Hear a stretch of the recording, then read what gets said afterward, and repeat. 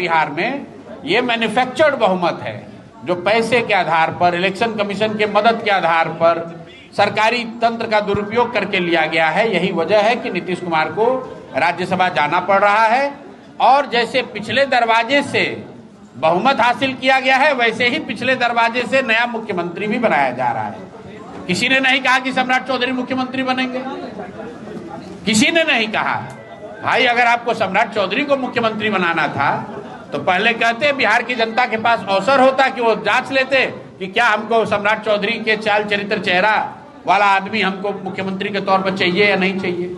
अब रह गई बात, आपने कहा कि सम्राट चौधरी पर जो टीका टिप्पणी पहले हमने की है, बिल्कुल उस बात पर कायम है। आप बताइए कि ज्ञान की भूमि रही बिहार, चाणक्य और आर्यभट्ट की जमीन, जहां नालंदा और विक्रमशिला जिसकी पहचान है, वहां पर एक ऐसा व्यक्ति मुख्यमंत्री बना है जो पढ़ाई किया है कि नहीं किया है यही नहीं पता है।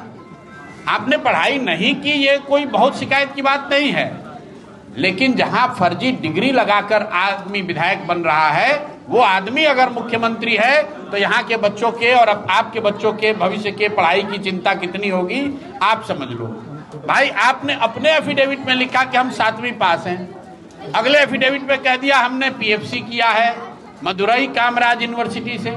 कब किया ये बताया नहीं, फिर कह दिया डिलीट किया है अमेरिका से। आप बताइए, आप लोग यहाँ पत्रकार हैं, कल हो कि आपको एक सरकारी नौकरी करनी हो, एक सर्टिफिकेट, एक कागज, एक मार्कशीट अगर आप गलत लगा दीजिएगा, आपको सस्पेंड कर देंगे, बर्खास्त कर देंगे, आप पर एफआईआर कर देंगे। और इस राज्य का मुखिया ऐसा आदमी बना है जिसके बारे में ये पता ही नहीं है कि इस आदमी का जन्म कब हुआ है, कि भाई साहब 1981 में पैदा हुए हैं या 1968 में पैदा हुए। क्योंकि एक बार उन्होंने कोर्ट में कहा कि हम 1 मई 1981 को पैदा हुए हैं, इसलिए हमको हत्या के मामले से बरी कर दिया जाए।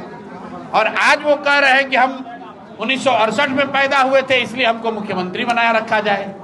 तो जिस आदमी के जन्म तिथि पर का पता नहीं है, जिस आदमी की डिग्री का पता नहीं है, जिसके चाल चरित्र चेहरा के बारे में तमाम चर्चा हो रही है, भाजपा ऐसे व्यक्ति को अगर मुख्यमंत्री बनाई है तो ये सम्राट चौधरी पर टीका टिप्पणी नहीं है, ये अमित शाह और मोदी जी के चाल चरित्र चेहरा को दिखाता है। और भाजपा के जितने समर्थक हैं, जितने वोटर हैं बिहार में, ये उनके सोचने का समय है कि तुमने क्या सोचकर भाजपा को वोट दिया है और किसको मुखिया बनाया है।